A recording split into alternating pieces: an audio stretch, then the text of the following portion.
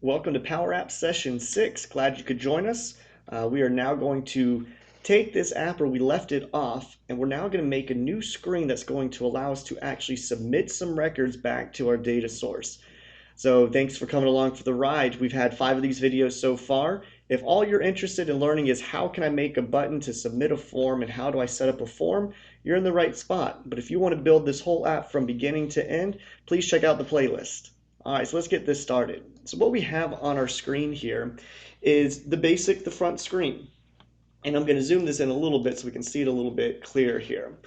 And what we really want to do at this point is we would like to have a way to have a screen that allows me to actually make these records, make records that have locations, the date, the time, etc. So one thing that we can do in order to have this process go fairly quickly is I'm actually going to duplicate my, my initial screen right here. So if you want to duplicate a screen, the way you're going to do that is you can come down and click on the ellipses next to a screen and simply select duplicate. So this is going to duplicate the screen. I'm going to come down here and go to it. So this is this one right here. I want this to be, instead of my search student location, so here's what we got currently. So let me get these in the right order. Let me bring this down here and let me move this down. There we go. So first screen, search student locations. Second screen, you actually see locations. Third screen, I want it to be where I actually make a submission of a record. So I'm going to rename this by doing a double click, and I'm going to call this screen make record. Actually, yeah, make record. That's good. Screen make record. And let me get, I like to make sure it looks good. So screen make record. Now on the screen, obviously we don't need everything in here. So let's start getting rid of things we don't need. So this button at the bottom, don't need it, so I'm going to delete it. The image at the top, we'll keep that for now. The search bar, we're not going to need a search bar for this, so I'm going to delete. And my group and heading 2, I do want that because this is the Trojan check-in app, but the gallery, I'm not going to need a gallery for this because I'm actually going to make records, not view them. And actually, you know what, let's get rid of our image here. It's not really useful. You know, maybe I'll keep it down here just for the end. Let's see if we can stretch it out. How's that look? That looks pretty good. And the form I put in here, if it's going to end up taking up too much of the space, we'll just nix this in the end. But maybe we'll come back to this. I'm just going to keep it down here. So what do we do? Well, what we need to do is first, I'm going to come up here, and this is our Trojan check-in app. If I come down here and I click on the label header 2, it has the text. And this is where I want the person to know they're about to make a new submission. So I'm going to change this text to create a record. All right, so create a record. Now, if we think about this, we're actually going to need to have a way in order for the people or for a person using this to get to this screen. So let's get that set up at this point. So I'm going to go back to my main screen, and if I'm thinking about this, I want, whenever they click on a button next to a student name, to be taken to the actual submission screen. So I'm going to take this in the first, so I've got the whole, this is the whole gallery. So if I select the whole gallery in the tree view, it selects it. If I want to make a change where everything underneath it's going to also have those same changes, I click on the pencil icon to go into the first row of the gallery. Or I could have just done that by clicking in the first row as well. And I want to change the actual icon here, which is currently a chevron icon or icon right. I want it to be like a check mark, like I'm about to check you in. So one way I can change this icon is if I come over here to the right side in the properties and go down to the icons list. Now I see all the icons that we have. I could scroll through them, but I'm thinking a check is pretty good for what we want. Now, if you remember, in our last session, we did an edit of this because this used to take us to a different screen. It actually took us to the student location screen, which we decided, you know what, we'd rather have a button that did that rather than individual icons. So I need to get rid of this navigation statement of where it takes me to the student location screen. I want it to take me to the let's make a record screen. So just to show you how we would do this from scratch, I'm going to get rid of the whole thing. with the button selected in the onSelect property, I'm going to say, let's do some navigation. So navigate me. So I'm going to hit the tab to make that automatically come up to the top. Navigate me, and I want to go to screen, and it's called screen make record. And it's that second one down. And we can put a different transition. I will do let's do something fun here. We'll do, let's go with a cover right. So to see if this works, we can hit the play icon, and I hit the button, and it takes me to that screen. Looks good. Now what do we need to do? We need to go get our form screen actually set up. So I'm on the form screen here. Now let's get this going. When you want to make a form where you want to submit data, you're going to go into the Insert ribbon, and you're going to come over to Forms, and you're going to put in an Edit form. A display form actually is kind of like a gallery. It just shows you the data. But if you want to actually input data or edit it, you have to use an Edit form.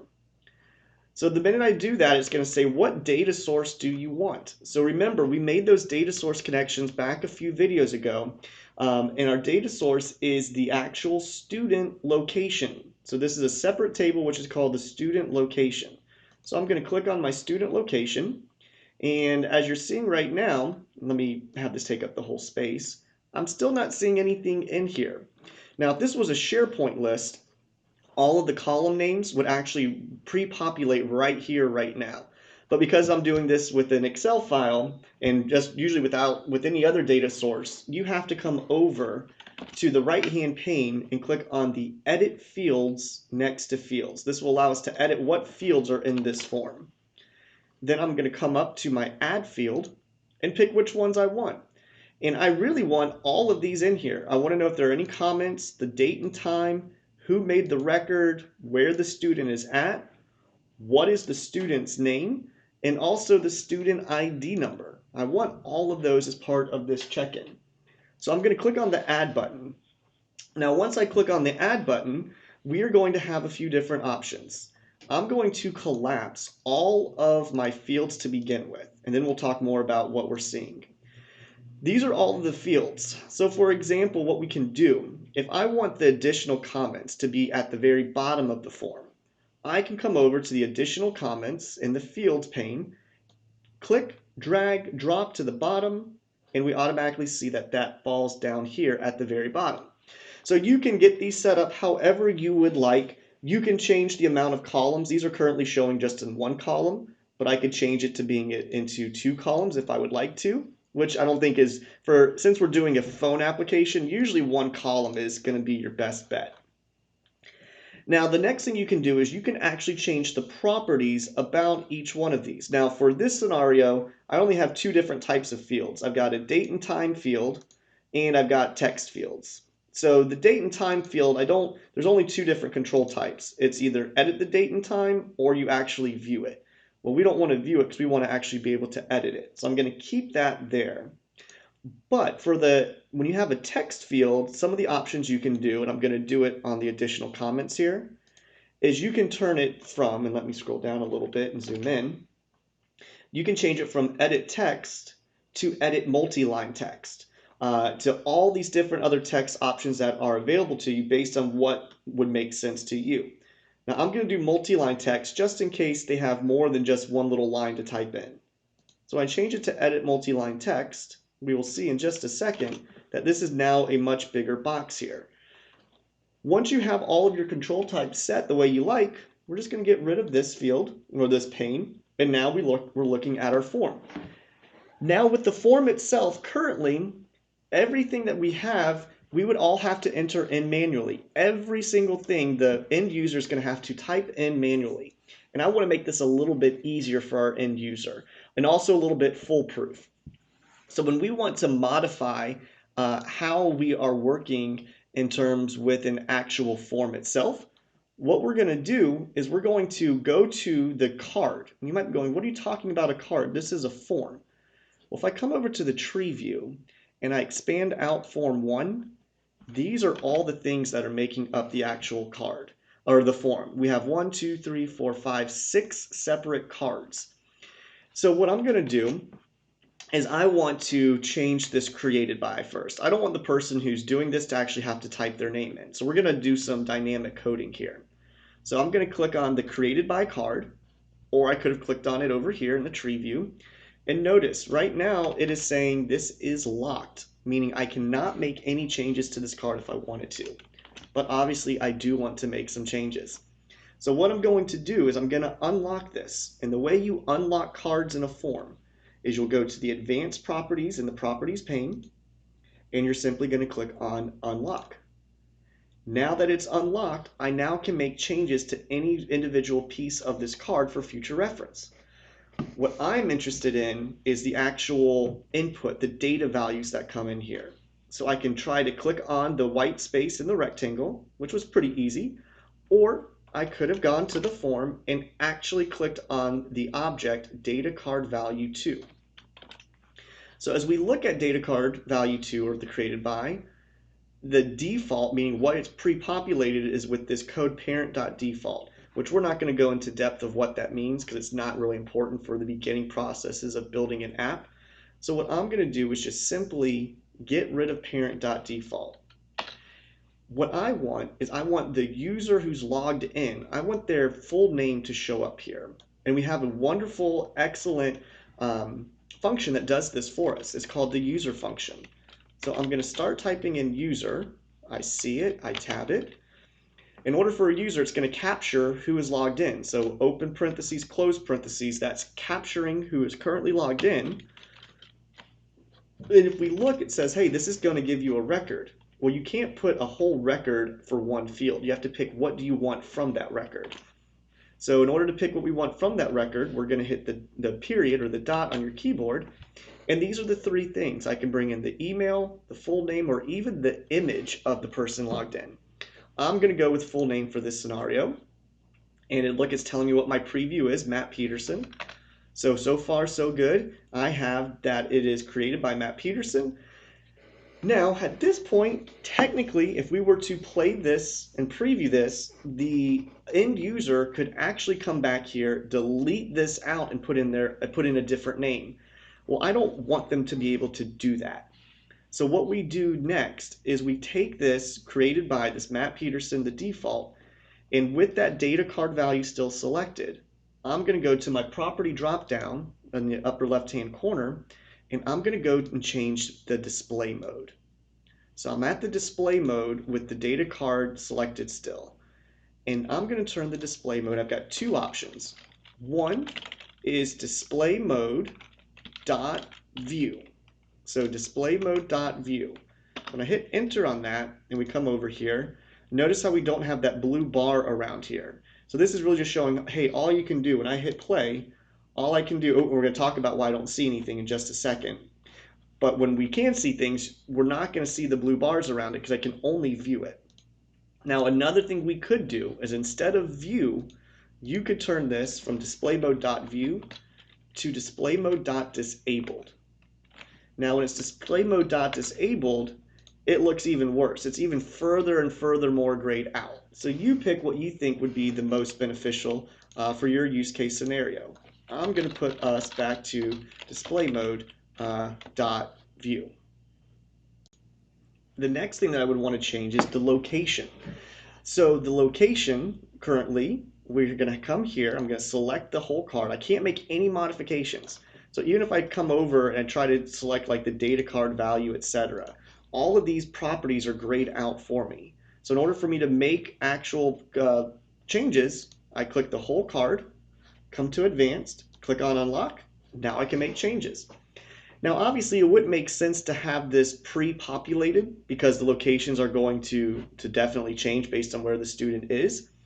So this time when I select the data card value, if I go to the properties pane, I can actually put some hint text in here. So maybe I want to make sure my end user is really specific about the location, and so I might be something like hint text of be specific, just to give them a nice little nudge of what to put in here. All right, so that one's a pretty easy fix, what we wanted to do.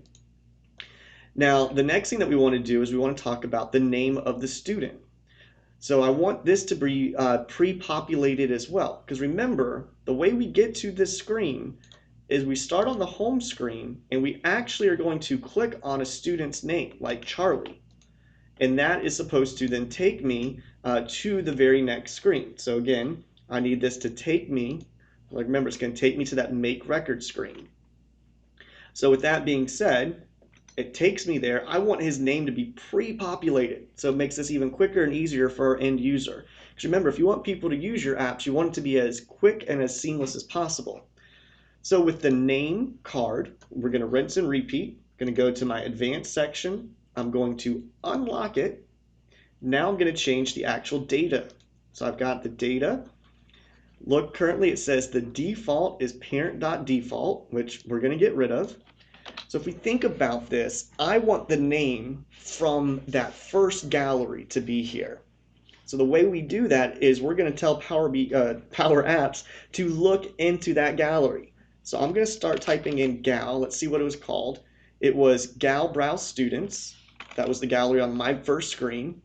So it's going to look there. So it says, hey, I'm looking at a whole gallery. That's too much to look at. Make this more specific. So I'm going to say, okay, look at the one that I selected. Look at the one where I actually clicked the icon next to.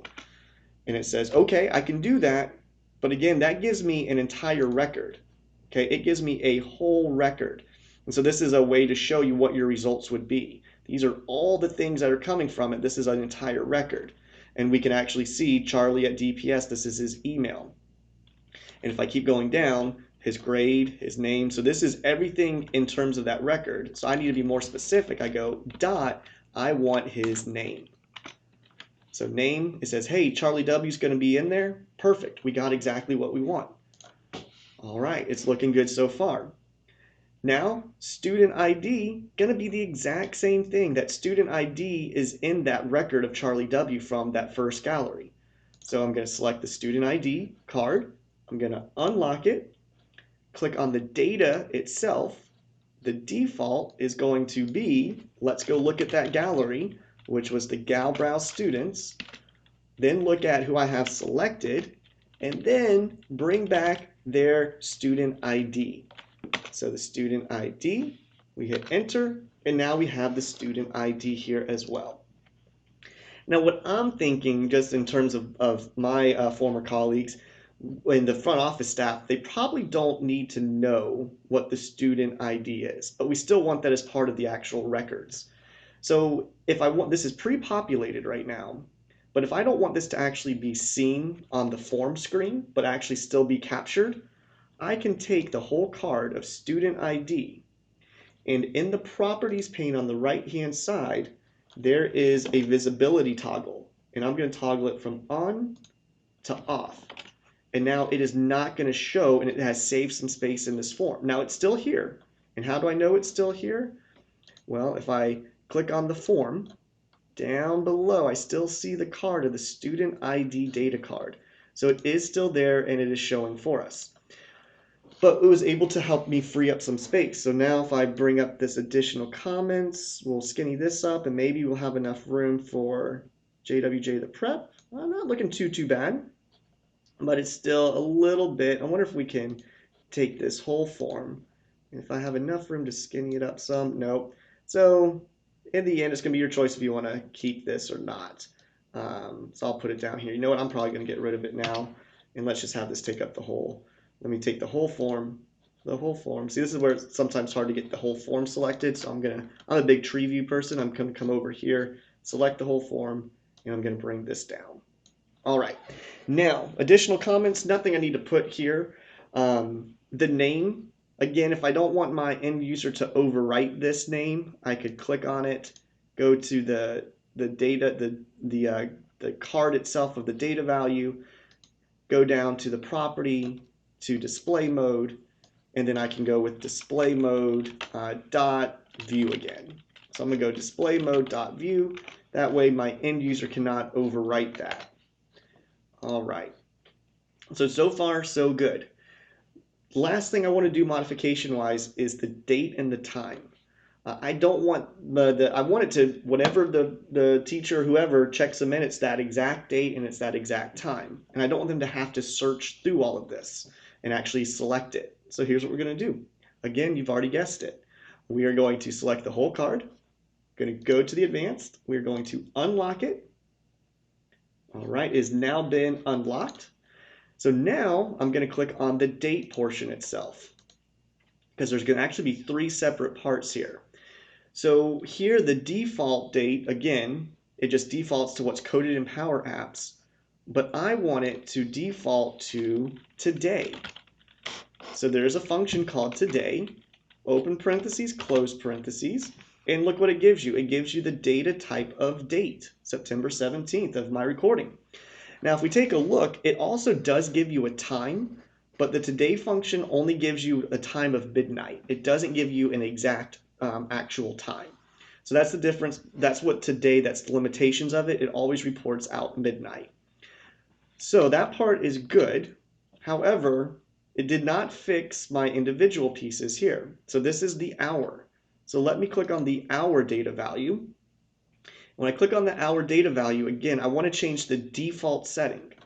So if I come to the property dropdown, go up to default, which is right here, and this is what it's currently defaulted as. It's going to pull the hour out of the parent.default and then change it to text in this format of 00.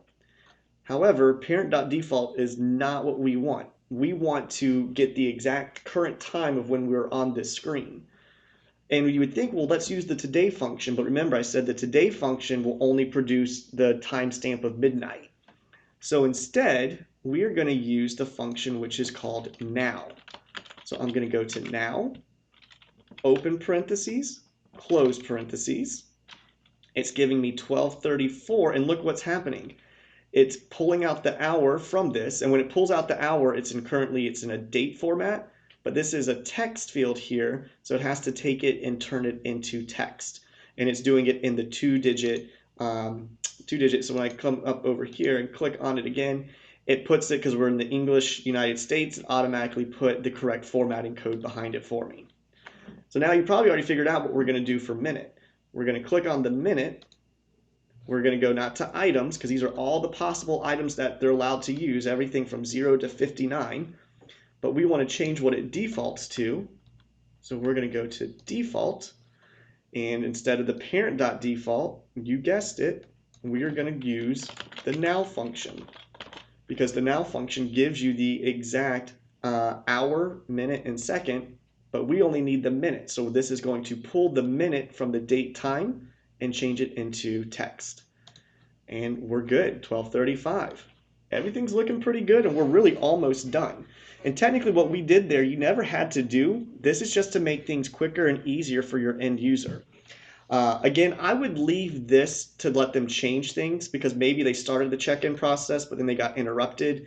So they need to quickly change it from 12:35 to 12:38. So I'm going to leave it to where that the teacher can actually change this. So let's see if this works. We're going to go to main screen. Main screen up here. We're going to click on play, and let's do one for Deja. And it doesn't work. And this happens a lot when we do when I've done this in the past. It's just an easy gotcha, and I'll explain what's happening. Right now on our form, if I go to the properties, it's currently the default mode is edit mode, meaning it's wanting to edit an actual record.